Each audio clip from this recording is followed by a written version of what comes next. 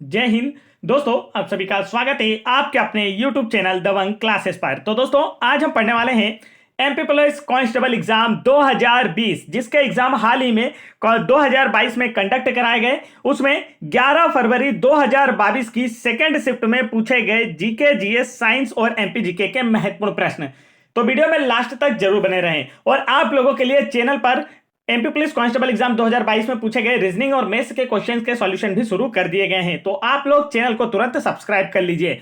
चलिए देखते हैं यहाँ पर आप लोगों से क्या फर्स्ट क्वेश्चन पूछा गया था। और ये सारे क्वेश्चन आपके आने वाले पटवारी और आबकारी एग्जाम के लिए काफी इंपॉर्टेंट है। आज का फर्स्ट क्वेश्चन है, निम्नलिखित में से कौन सा जिला रीवा संभाग में नहीं है। चार ऑप्शन आपको दिए गए हैं और पूछा गया इनमें से कौन सा जिला है जो रीवा संभाग में नहीं आता। तो राइट आंसर होगा राजगढ़ जो जिला है यह रीवा संभाग का हिस्सा नहीं है। इसके अतिरिक्त सिंगरौली, सीधी और सतना ये तीनों ही रीवा संभाग के जिले हैं। अगर सिंगरौली की बात की जाए तो सिंगरौली को मध्य प्रदेश की ऊर्जा राजधानी के रूप में भी जाना जाता है। यह मध्य प्रदेश का सबसे पूर्वी जिला है। और सीधी जो है इसकी सीमा जो है सिंगरौली जिले से ही लगती है और रीवा जिले की सीमा भी सिंगरौली से लगती है। तो यह आप लोगों को याद रखना है। चलिए आगे बढ़ते हैं नेक्स्ट क्वेश्चन की ओर। नेक्स्ट क्वेश्चन में देखते हैं यहां पर आपसे क्या पूछा गया है। तो नेक्स्ट क्वेश्चन में आप लोगों से पूछा गया था, मंदसौर के पशुपति नाथ मंदिर में पशुपति शिव मूर्ति के कितने मुख हैं। चार ऑप्शन आपको दिए गए थे और इसका जो राइट आंसर था दोस्तों वह था 8। मंदसौर के पशुपति मंदिर की पशुपति शिव मूर्ति के 8 मुख हैं। और मंदसौर में स्थित यह पशुपति नाथ मंदिर जो है शिवना नदी के तट पर स्थित है। अभी हाल ही में जो कांस्टेबल एग्जाम 2022 हुआ इसमें यह क्वेश्चन भी पूछा गया था कि मंदसौर का जो आपका पशुपतिनाथ मंदिर है किस नदी के तट पर स्थित है। तो आंसर होगा शिवना नदी के तट पर स्थित है। और मंदसौर जो है मध्य प्रदेश में अफीम उत्पादन में प्रथम स्थान पर है।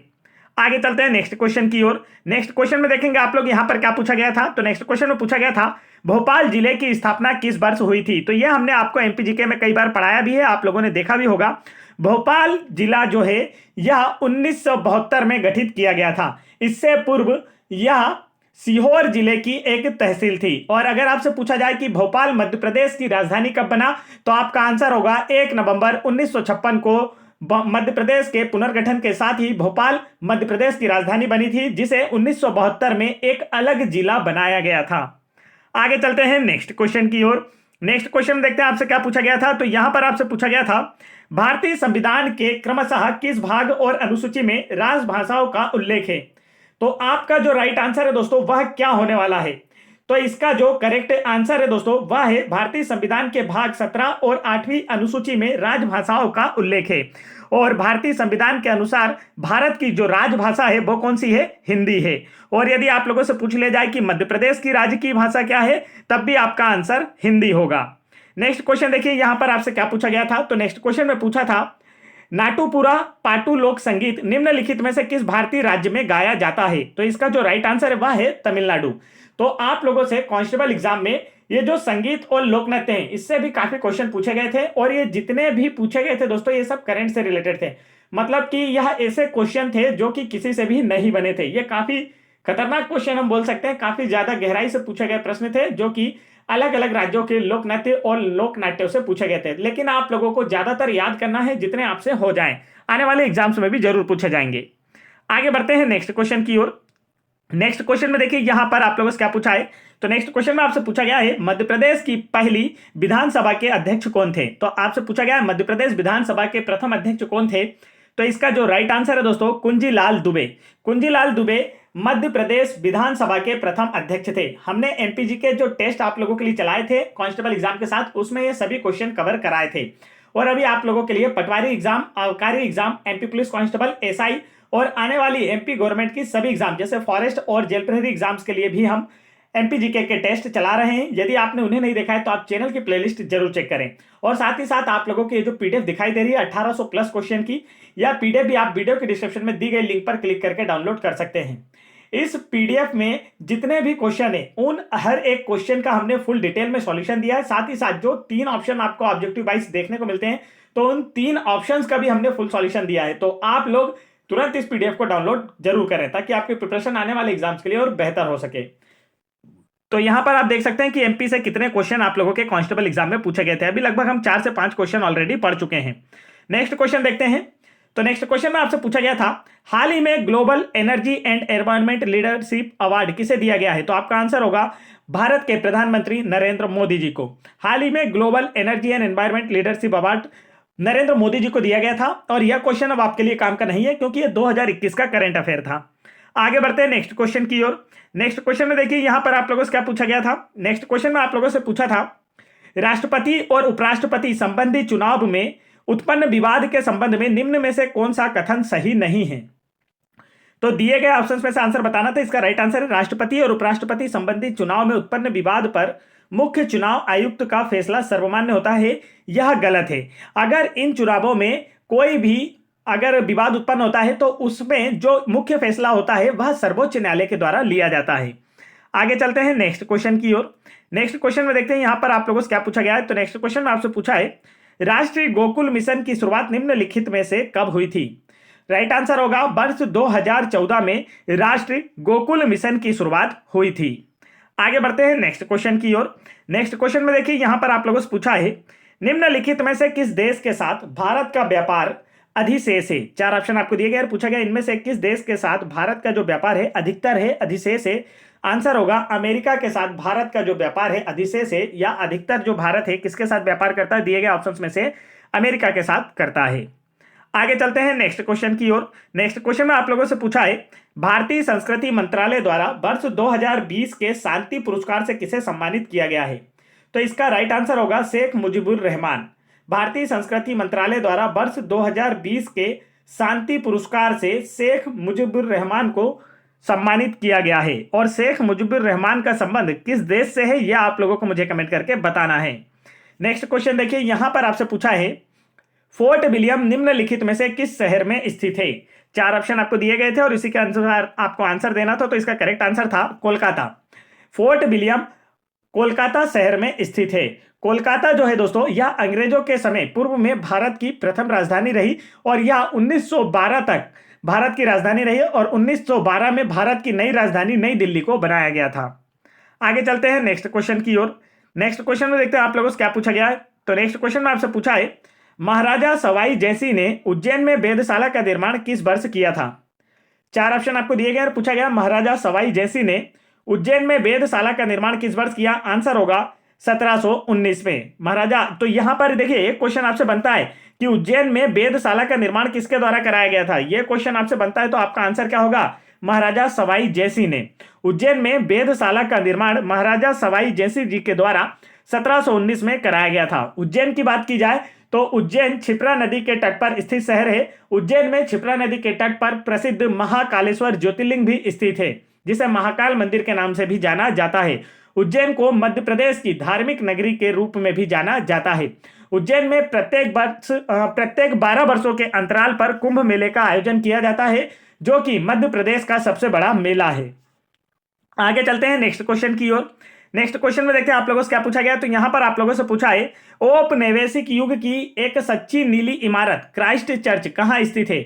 आंसर होगा इसका पचमढ़ी में। औपनिवेशिक युग की एक सच्ची नीली इमारत क्राइस्ट चर्च जो है पचमढ़ी में स्थित है। औपनिवेशिक का मतलब क्या है दोस्तों? जब कोई बाहर के देश आकर हमारे यहाँ शासन करते हुए या फिर कोई निवेश करते हैं तो उसे क्या कहते हैं? औपनिवेशिक। जैसे अंग्रेजों के शासनकाल के दौरान जो भी कार्य हमारे यहाँ किए गए, जैसे कि रेलवे का निर्माण किया गया या फिर जिन इमारतों का निर्माण किया गया, तो वो क्या कहलाती हैं? औपनिवेशिक युग में निर्मित इमारत या जो रेलवे का कार्य है वो सारे निर्मित कार्य किस का युग के कहलाते हैं? औपनिवेशिक युग के, जब हमारे यहाँ अंग्रेज या ब्रिटिश शासन करते थे। तो आपसे पूछा है औपनिवेशिक युग की एक सच्ची नीली इमारत क्राइस्ट चर्च कहाँ स्थित है? तो आंसर होगा पचमढ़ी में।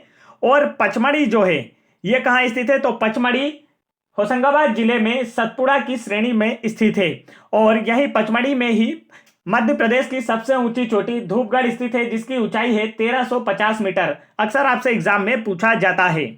आगे चलते हैं नेक्स्ट क्वेश्चन की ओर। और पचमढ़ी को मध्य प्रदेश की पर्यटन नगरी के रूप में जाना जाता है, यह भी आप याद रख सकते हैं। नेक्स्ट क्वेश्चन में आप लोगों से पूछा है, संयुक्त राष्ट्र का गठन खालिस्तान में कितने देशों के द्वारा किया गया था? किस सन में कितने देशों के द्वारा किया गया, आपसे पूछा है। तो आंसर होगा संयुक्त राष्ट्र का गठन 24 अक्टूबर 1945 को। देखिए सन तो मैंने बता ही दिया, डेट के साथ आपको याद रखना, हमेशा पूछा जाता है। संयुक्त राष्ट्र का गठन 24 अक्टूबर 1945 को 51 देशों के साथ किया गया था। आगे बढ़ते हैं नेक्स्ट क्वेश्चन की ओर। नेक्स्ट क्वेश्चन में देखते हैं आप लोगों से क्या पूछा गया है। तो नेक्स्ट क्वेश्चन में पूछा है, मध्य प्रदेश सरकार द्वारा सामान्य प्रशासन विभाग की अधिसूचना द्वारा राज्य चुनाव आयोग का गठन किस वर्ष किया गया था? तो इसका राइट आंसर होगा वर्ष 1994 में। मध्य प्रदेश सरकार द्वारा सामान्य प्रशासन विभाग की अधिसूचना द्वारा राज्य चुनाव आयोग का गठन वर्ष 1994 में किया गया था। आगे बढ़ते हैं नेक्स्ट क्वेश्चन की ओर। नेक्स्ट क्वेश्चन में आप लोगों से पूछा है, अनब्रेकेबल निम्न में से किस खेल व्यक्तित्व की आत्मकथा है, मतलब किस खिलाड़ी की आत्मकथा है अनब्रेकेबल? तो इसका जो राइट आंसर है दोस्तों MC मैरी कॉम का। अनब्रेकेबल जो बुक है या आत्मकथा है, यह किसके द्वारा लिखी गई है? MC मैरी कॉम की यह आत्मकथा। MC मैरी कॉम कौन है? तो भारत की एक प्रसिद्ध महिला बॉक्सर है। आगे चलते हैं नेक्स्ट क्वेश्चन की ओर। नेक्स्ट क्वेश्चन में यहां पर आप लोगों से पूछा गया है, उस्ताद आमिर खान किसके प्रसिद्ध गायक हैं? 4 ऑप्शन आपको दिए गए और पूछा गया उस्ताद आमिर खान का संबंध किससे है, किस शहर से है? तो आंसर होगा आपका इंदौर शहर से। उस्ताद आमिर खान का संबंध किस शहर से है? इंदौर से है। तो मध्य प्रदेश के जितने भी व्यक्तित्व हैं, प्रसिद्ध व्यक्ति, जैसे कि मध्य प्रदेश के पूर्व गायक, पूर्व खिलाड़ी और पूर्व राजनीतिज्ञ, पूर्व कवि, इन सभी से रिलेटेड पूरा का पूरा जितना भी मटेरियल मिलाकर हमने आपको एक वीडियो प्रोवाइड कराया है, जो आपकी MPGK की प्लेलिस्ट में जाकर देख सकते हैं। ये सारे के सारे क्वेश्चन आप लोगों के कांस्टेबल एग्जाम 2022 में पूछे गए थे दोस्तों। तो आने वाले एग्जाम्स के लिए भी काफी इंपॉर्टेंट है, आपको वीडियो जरूर देखना है। चैनल के प्लेलिस्ट में आपको MPGK की प्लेलिस्ट चेक करना है, और नहीं तो वीडियो के डिस्क्रिप्शन में दी गई लिंक पर क्लिक करके आप और भी वीडियो देख सकते हैं, और आप हमारी PDF भी डाउनलोड कर सकते हैं, जिसके क्वेश्चन आप लोगों के एग्जाम में जरूर आएंगे। आगे चलते हैं नेक्स्ट क्वेश्चन की ओर। नेक्स्ट क्वेश्चन में देखिए आप लोगों से क्या पूछा है। तो यहां पर आपसे पूछा गया है, केशवराव कृष्णराव दाते का जन्म किस शहर में हुआ था? तो इसका जो राइट आंसर है वह है जबलपुर शहर में। केशवराव कृष्णराज दाते का जन्म जबलपुर शहर में हुआ था। जबलपुर को मध्य प्रदेश की न्यायिक राजधानी भी कहा जाता है, क्योंकि मध्य प्रदेश का जो हाईकोर्ट है वह जबलपुर में स्थित है। जबलपुर नर्मदा नदी के किनारे एक स्थित शहर है। जबलपुर के भेड़ाघाट में नर्मदा नदी पर कौन सा जलप्रपात बनता है, यह आप लोगों को मुझे कमेंट करके बताना है। ठीक है, काफी फेमस जलप्रपात है और आपके एग्जाम में जरूर आता है, तो इसका आंसर आप हमें कमेंट करके बताएंगे। जबलपुर को मध्य प्रदेश की सांस्कृतिक राजधानी के रूप में भी जाना जाता है और न्यायिक राजधानी के रूप में भी जाना जाता है। और जबलपुर में ही आप लोगों को एक क्वेश्चन और याद रखना है दोस्तों, जैसे जबलपुर का जो मदन महल है वह भारत का प्रथम पिंक स्टेशन है। यह भी आपको याद रखना, मदन महल स्टेशन जो है वह भारत का प्रथम पिंक स्टेशन है। साथ ही अगर आपको जबलपुर से बात की जाए तो जबलपुर में महारानी दुर्गावती का समाधि स्थल भी स्थित है, यह भी आपको याद रखना है। आगे बढ़ते हैं नेक्स्ट क्वेश्चन की ओर। जबलपुर जो है मध्य प्रदेश का सर्वाधिक साक्षर जिला, यह भी याद रख सकते हैं, और क्षेत्रफल की दृष्टि से मध्य प्रदेश का सबसे बड़ा संभाग भी जबलपुर ही है। नेक्स्ट क्वेश्चन में आपसे पूछा है, निम्नलिखित में से कौन सा मंदिर जयपुर के आमेर किले में स्थित है? तो आंसर होगा शिला देवी का मंदिर। शिला देवी का मंदिर जयपुर के आमेर किले में स्थित है। आगे चलते हैं नेक्स्ट क्वेश्चन की ओर। नेक्स्ट क्वेश्चन में यहां पर आप लोगों से पूछा गया है, छत के पंखे और साइकिल के हब और एक्सल के बीच बॉल बेयरिंग का उपयोग किसका एक उदाहरण है? तो आपका आंसर होगा बेलन घर्षण का। छत के पंखे और साइकिल के हब और एक्सल के बीच बॉल बेयरिंग का उपयोग जो है यह किस लिए किया जाता है? घर्षण को कम करने के लिए। और यहाँ पर घर्षण को कम करने के लिए आप लोग देखेंगे वो जो बेयरिंग होती है उनका यूज किया जाता है। वो बेयरिंग किस आकार में होती है? तो बेलन के आकार की, गोल जो होती है दोस्तों, सिलेंडर मतलब गोल जो होती है वह बेलन के आकार की होती है, मतलब वहां पर बेलन घर्षण होता है जो कि स्थैतिक घर्षण से कम होता है। तो छत के पंखे, साइकिल के हब और एक्सल के बीच जो बॉल बेयरिंग होता है इनका उपयोग घर्षण को कम करने के लिए किया जाता है। और यहां पर घर्षण को कम करने के लिए किसका उपयोग किया जाता है? तो बेलन घर्षण का यूज किया जाता है। आगे चलते हैं नेक्स्ट क्वेश्चन की ओर। नेक्स्ट क्वेश्चन में यहां पर आपसे पूछा है, निम्नलिखित में से कौन फाइलम पेरिफोरा की विशेषता नहीं है? 4 ऑप्शन आपको दिए गए और पूछा गया इनमें से कौन सा पोरिफेरा फाइलम या संघ की विशेषता नहीं है? तो पहला ऑप्शन, ऑस्टिया नामक कई छिद्रों से छिद्रित शरीर जो नहर प्रणाली में खुलते हैं, यह तो बिल्कुल सही है। और इसके बाद संगठन का स्तर उत्तक स्तर है, यह भी सही है। सरल बहुकोशिकीय है, यह भी सही है। यह ट्रिप्लोब्लास्टिक होते हैं, यह बिल्कुल गलत है पेरिफोरा के बारे में। आगे चलते हैं नेक्स्ट क्वेश्चन की ओर। नेक्स्ट क्वेश्चन में देखिए यहां पर आप लोगों को एक कथन दिया है दोस्तों, और उसके बाद आपको क्या दिया है, उसका कारण भी दिया है। तो आपको बताना है कि इन दोनों में से कौन सा सत्य है। क्वेश्चन हम पढ़ लेते हैं, निर्देश जो आपको दिए हैं वो पहले आप समझ लीजिए। निर्देश दिया है, निम्नलिखित प्रश्न में 2 कथन है जिनमें से एक को अभिकथन, दूसरे को कारण के रूप में लेबल किया गया है। आपको इन दोनों कथनों की सावधानी पूर्वक जांच करनी है और दिए गए विकल्पों में से प्रश्न का सही उत्तर चुनना है। पहला, जीवाश्म ईंधन से प्राप्त ऊर्जा हरित ऊर्जा नहीं है। इसका जो कारण है वो देखिए, पेट्रोल, डीजल या प्राकृतिक गैस जैसे जीवाश्म ईंधन को जलाने पर जहरीली गैसें और कालिख के कण निकलते हैं। तो यहां पर आपको बताना है कि इन दोनों में से सत्य कौन सा है। तो इसका जो राइट आंसर है दोस्तों, ए और आर दोनों सत्य हैं। देखिए, जीवाश्म ईंधन से प्राप्त ऊर्जा हरित ऊर्जा नहीं है। बिल्कुल, हरित ऊर्जा का मतलब क्या हुआ? हरित ऊर्जा ऐसी ऊर्जा होती है दोस्तों जिससे प्रदूषण ना हो, जिससे प्रदूषण ना हो। जैसे कि आप देखेंगे सीएनजी गैस, सीएनजी गैस क्या है? एक प्रकार की हरित ऊर्जा का उदाहरण है जिससे ना के बराबर प्रदूषण होता है, मतलब जिससे ना के बराबर प्रदूषण हो, इन्हें क्या कहा जाता है? हरित ऊर्जा ईंधन कहा जाता है। लेकिन जीवाश्म ईंधन में क्या क्या शामिल होता है? जब बात की जाए तो जीवाश्म ईंधन में पेट्रोल, डीजल, प्राकृतिक गैस ये सभी शामिल होते हैं। जीवाश्म ईंधन में क्या होता है? पेट्रोल होता है, डीजल होता है, प्राकृतिक गैस होता है, और ये सब जलने पर क्या करते हैं? जहरीली गैसें और कालिख उत्पन्न करते हैं। मतलब ये हरित ऊर्जा के उदाहरण नहीं है। तो ए और आर दोनों ही क्या हैं? बिल्कुल सत्य हैं। आगे चलते हैं नेक्स्ट क्वेश्चन की ओर। नेक्स्ट देखिए, यहां पर सेम क्वेश्चन आपको दिया गया है। नेक्स्ट क्वेश्चन में बोला है, पहला इसका अभिकथन क्या है देख लीजिए। अभिकथन आपको दिया है स्प्रिंकलर सिस्टम के लाभ। दो और कारण दिया, स्प्रिंकलर सिस्टम बहुत महंगा होता है और इसे स्थापित करना मुश्किल होता है। देखिए, अब स्प्रिंकलर के लाभ तो होते हैं, जहां पर पानी कम मात्रा में पाया जाता है वहां पर फसल को कम मात्रा में पानी देकर सुरक्षित रखने के लिए किसका यूज किया जाता है? स्प्रिंकलर का यूज किया जाता है। आप लोगों ने देखा भी होगा, ठीक है, खेतों में लगे होते हैं स्प्रिंकलर जिनसे पानी छीटा जाता है फव्वारे के रूप में। और यहां पर कारण दिया, स्प्रिंकलर सिस्टम बहुत महंगा होता है और इसे स्थापित करना मुश्किल होता है। तो इन दोनों में से आपको सत्य कौन सा लगता है? तो देखिए, यहां पर पहला तो बिल्कुल सत्य है कि स्प्रिंकलर सिस्टम के यूज करने के लाभ होते हैं। इससे क्या होता है? पानी की बचत होती है, कम पानी में ज्यादा फसल ली जा सकती है। और यह बहुत महंगा होता है और इसे स्थापित करना मुश्किल होता है। तो यह बिल्कुल क्या है? गलत है। तो आर क्या है दोस्तों इसका? गलत। देखिए, स्प्रिंकलर जो होता है ना, ज्यादा महंगे भी नहीं होते हैं और इन्हें स्थापित करना कोई कठिन कार्य नहीं है। इन्हें एक बार ज्वाइंट कर दिया जाता है आसानी के साथ। तो इसमें ज्वाइंट्स का सिस्टम होता है, कोई भी व्यक्ति, एक सिंगल व्यक्ति ही से आसानी से ज्वाइंट्स कर सकता है और इसका यूज कर सकता है। तो यहां पर जो सेकंड वाला है जिसका कारण दिया है वो गलत है। तो ए सत्य है लेकिन आर गलत है, ये इसका करेक्ट आंसर होगा। आगे चलते हैं नेक्स्ट क्वेश्चन में। देखिए आपसे क्या पूछा है, तो यहां पर पूछा गया है केल्विन मान में मानव शरीर का सामान्य ताप क्या होता है। तो दोस्तों, यदि आप लोगों ने पटवारी एग्जाम के लिए जो हम साइंस की सीरीज चला रहे हैं उसके वीडियो देखे हैं तो आपको पता होगा कि मैंने तीनों ही कंडीशन में आप लोगों को मानव शरीर का तापमान याद करने को कहा है। जैसे डिग्री में अगर आपसे सेल्सियस में पूछा जाए तो 37 डिग्री सेल्सियस होता है। आपसे फ़ारेनहाइट में पूछा जाए तो 98.6 फ़ारेनहाइट होता है। और यदि केल्विन में पूछा जाए तो 310 केल्विन होता है। तीनों ही कंडीशन में आप लोगों को मानव शरीर का तापमान याद रखना है। आपके एग्जाम में जरूर पूछा जाएगा। मैंने आपको ऑलरेडी पहले ही कहा था, कांस्टेबल एग्जाम में जब हमने साइंस पढ़ाया था आपको, तब भी आपको बताया था कि यह क्वेश्चन जो है काफी इंपॉर्टेंट आपके एग्जाम में आएगा। और देखिए, पूछा भी गया था। तो यदि आपने अभी तक चैनल को सब्सक्राइब नहीं किया है तो आने वाले एग्जाम्स के लिए मैथ्स, रीजनिंग, जीके, एमपीजीके और साथ ही साथ साइंस की बेस्ट तैयारी के लिए और पटवारी एग्जाम के लिए, कंप्यूटर की भी बेस्ट तैयारी के लिए चैनल को तुरंत सब्सक्राइब कर लीजिए। और सभी पेपर का फुल सॉल्यूशन देखना है कांस्टेबल एग्जाम का, तो आप हमारे चैनल पर बने रहिए। और प्लेलिस्ट चेक कर लीजिए, हम आपके लिए एक अलग से प्लेलिस्ट बना दिए हैं।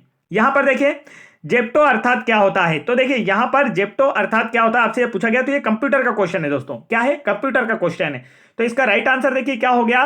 राइट आंसर होगा इसका 10 की घात ऋण 21। आगे चलते हैं नेक्स्ट क्वेश्चन की ओर।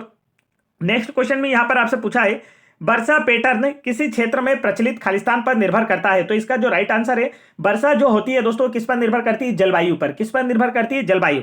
और जलवायु का जो आशय है वो यहां पर कहां से होता है? तो आप कहेंगे कि हवा से होता है। जलवायु क्या है दोस्तों? हवा का ही रूप है ना जलवायु। तो वर्षा का जो पैटर्न है जलवायु पर निर्भर करता है, अर्थात इसका राइट आंसर होगा हवा के पैटर्न पर निर्भर करता है। आगे बढ़ते हैं नेक्स्ट क्वेश्चन की ओर। नेक्स्ट क्वेश्चन में देखिए, यहां पर आपसे पूछा है खालिस्तान मछली की गंध को बेअसर करने में मदद करता है। 4 ऑप्शन आपको दिए गए और पूछा गया था कि इनमें से कौन सा मछली की गंध को बेअसर करने में मदद करता है। तो जिन्होंने मछली देखी है, मछली के पास से गुजरे, वह सभी जानते होंगे कि मछली बहुत बदबू मारती है। तो मछली की गंध को बेअसर करने के लिए किसका यूज किया जाता है? नींबू के रस का यूज किया जाता है। आगे चलते हैं नेक्स्ट क्वेश्चन की ओर। नेक्स्ट क्वेश्चन में देखिए, यहां पर आपसे क्या पूछा गया है। तो नेक्स्ट क्वेश्चन में आपसे पूछा है लाल शैवाल आमतौर पर किसके द्वारा वानस्पतिक रूप से प्रजनन करते हैं। तो आपसे पूछा गया लाल शैवाल में किस विधि के द्वारा वानस्पतिक रूप से प्रजनन होता है। तो आंसर होगा विखंडन के द्वारा। लाल शैवाल जो हैं या आमतौर पर विखंडन द्वारा वानस्पतिक रूप से प्रजनन करते हैं। और शैवालों का जो अध्ययन है दोस्तों, ये क्या कहा जाता है? यदि आपसे पूछा जाए तो आपका आंसर होगा फाइकोलॉजी। और कवक का अध्ययन क्या कहा जाता है? तो माइकोलॉजी। दोनों आपको याद रखना है, आपके एग्जाम में जरूर पूछे जाते हैं। नेक्स्ट क्वेश्चन आपसे पूछा है डीएस खालिस्तान का प्रतीक है? चार ऑप्शन आपको दिए गए थे और पूछा गया जो डीएस शब्द है किसका प्रतीक है? तो आंसर होगा डार्म स्टेडियम का। डीएस शब्द जो है दोस्तों यह डार्म स्टेडियम का प्रतीक है। और यहां पर देखिए एक तीसरा ऑप्शन दिया ड्यूटेरियम। तो ड्यूटेरियम क्या होता है दोस्तों? ड्यूटेरियम यह हाइड्रोजन का समस्थानिक होता है, ठीक है, जिसका क्या होता है परमाणु क्रमांक 1 और परमाणु भार 2 होता है। यह भी आपको याद रखना है। नेक्स्ट क्वेश्चन देखिए, यहां पर आप लोगों से पूछा गया था, आपको मिलाना है कि स्पाइरोगायरा किस समूह में आता है, मर्चेंटिया किस समूह में आता है और सेलानिजिला किस समूह में आता है। तो इसका जो राइट आंसर था दोस्तों वह है फर्स्ट का ए, सेकंड का बी और थर्ड का सी। तो देखिए इनका इन्हीं के संग से मिलान करना था। यहां पर जो जीव आपको लेफ्ट साइड में दिए गए हैं इनके संग से मिलान करना है कि यह किस संग से संबंधित है। तो स्पाइरोगायरा जो है दोस्तों यह सेवाल से संबंधित है। स्पाइरोगायरा एक प्रकार का सेवाल है। मर्चेंटिया जो है यह ब्रायोफाइट से समूह से संबंधित है और सेनाजिनेला जो है यह टेरिडोफाइट से समूह से संबंधित है। तो ये छोटे छोटी चीजें जो है आप लोगों से एग्जाम में पूछी गई थी। इस बार जो कांस्टेबल एग्जाम 2022 हुआ इसमें पादप जगत से काफी ज्यादा क्वेश्चन पूछ लिए गए थे और पादप जगत में भी दोस्तों जो सूक्ष्म जीव है ना उनसे काफी क्वेश्चन पूछे गए थे। नेक्स्ट क्वेश्चन देखिए यहां पर क्या पूछा है। नेक्स्ट क्वेश्चन में आपसे पूछा है वर्ण लेखन क्रोमेटोग्राफी का उपयोग किसे अलग करने के लिए नहीं किया जाता। तो इसका जो राइट आंसर है वह है आप लोगों का वर्ण लेखन अर्थात क्रोमेटोग्राफी का उपयोग नमक में सोडियम और क्लोरीन को अलग करने के लिए नहीं किया जा सकता है। इसके अतिरिक्त वर्ण लेखन का जो उपयोग है वह प्राकृतिक रंगों से वर्णक को अलग करने में, एक डाई में रंग अलग करने में, रक्त से दवाएं अलग करने में किया जा सकता है। आगे बढ़ते हैं नेक्स्ट क्वेश्चन की ओर। दोस्तों अगर वीडियो पसंद आ रहा है तो वीडियो को लाइक कीजिए। आपके जितने ज्यादा लाइक होंगे और एक प्यारी सी कमेंट होगी उतने ही जल्दी हम सारी शिफ्ट का सॉल्यूशन आप लोगों को करा देंगे। और फटाफट चैनल को सब्सक्राइब भी जरूर कर लीजिए आने वाली वीडियोस को देखने के लिए। नेक्स्ट क्वेश्चन देखिए, स्वच्छ भारत का इरादा कर लिया हमने ऑडियो ट्रैक की रचना किसने की है। तो आपने गाना सुना होगा जो आप लोगों के यहाँ कचरा गाड़ी आती है तो कचरा गाड़ी में एक गाना बजता रहता है कि स्वच्छ भारत का इरादा कर लिया हमने, देश से अपने वादा कर लिया हमने। तो क्या आपने यह वाला ऑडियो सुना है? तो इस ऑडियो ट्रैक की रचना किसने की है? तो आंसर होगा प्रसून जोशी ने। किसने की है दोस्तों? प्रसून जोशी ने की है। आगे चलते हैं नेक्स्ट क्वेश्चन की ओर। नेक्स्ट क्वेश्चन में आप लोगों से यहां पर पूछा गया है निम्नलिखित में से किस मामले में किसी व्यक्ति को रेबीज रोधी इंजेक्शन दिए जाने चाहिए। चार ऑप्शन आपको दिए गए हैं और आपसे पूछा गया है कि किसी व्यक्ति को रेबीज के टीके कब दिए जाते हैं? जब उसे रेबीज होगा। और रेबीज किससे होता है? आंसर होगा उसे कुत्ते ने काट लिया हो। यदि किसी व्यक्ति को कुत्ते ने काट लिया है तो कुत्ते के काटने से व्यक्ति में क्या होता है? रेबीज रोग होता है और इसीलिए उसे क्या दिया जाता है? रेबीज रोधी इंजेक्शन दिया जाता है, रेबीज का वैक्सीन दिया जाता है। तो अगर रेबीज की बात की जाए कि इसे किस रूप में जाना जाता है तो रेबीज रोग जो है दोस्तों इसे जलातंक, किस रूप में? जलातंक के या हाइड्रोफोबिया के रूप में भी जाना जाता है। अब जलातंक का मतलब क्या है? तो जिसे भी रेबीज रोग होता है ना उस व्यक्ति को, उस पर्सन को पानी से डर लगने लगता है। किससे? जल से डर लगने लगता है, जल से आतंक होता है, उसे जलातंक के रूप में इसे जाना जाता है रेबीज रोग को, या इंग्लिश में इसे हाइड्रोफोबिया के रूप में भी जाना जाता है। अब यहां पे आपसे मेरा एक क्वेश्चन है कि आपको बताना है कि रेबीज के टीके की खोज किसने की थी। बिल्कुल आसान सा क्वेश्चन है, बहुत सरल। 4 अक्षर का नाम है, 2 अक्षर आगे 4 अक्षर पीछे, कुल मिलाकर 6 अक्षर। ठीक है, तो आप उसका सिर्फ सरनेम भी बता देंगे चलेगा। तो आपको राइट आंसर बताना है। आगे चलते हैं नेक्स्ट क्वेश्चन देखते हैं। नेक्स्ट क्वेश्चन आपसे पूछा है केंद्र सरकार ने राष्ट्रीय पेयजल मिशन का गठन कब किया। तो इसका जो राइट आंसर है दोस्तों वह है आप लोगों का 1986 में। केंद्र सरकार ने राष्ट्रीय पेयजल मिशन का गठन वर्ष 1986 में किया था। आगे चलते हैं नेक्स्ट क्वेश्चन की ओर। तो यहां पर ये हुए दोस्तों आज की हमारी पूरी शिफ्ट के क्वेश्चन, जो 36 क्वेश्चन आप लोगों से एग्जाम में पूछे गए थे। किस दिन की बात की जाए तो कांस्टेबल एग्जाम 2020 में 11 फरवरी 2022 की सेकंड शिफ्ट में ये क्वेश्चन पूछे गए और आने वाले एग्जाम्स के लिए भी काफी इंपॉर्टेंट साबित होंगे। आप लोगों को यह पीडीएफ अगर डाउनलोड करना है तो आप लोग गूगल पर जाकर दबंग क्लासेस इंस्टा मोजो क्या सर्च करेंगे दोस्तों? दबंग क्लासेस इंस्टा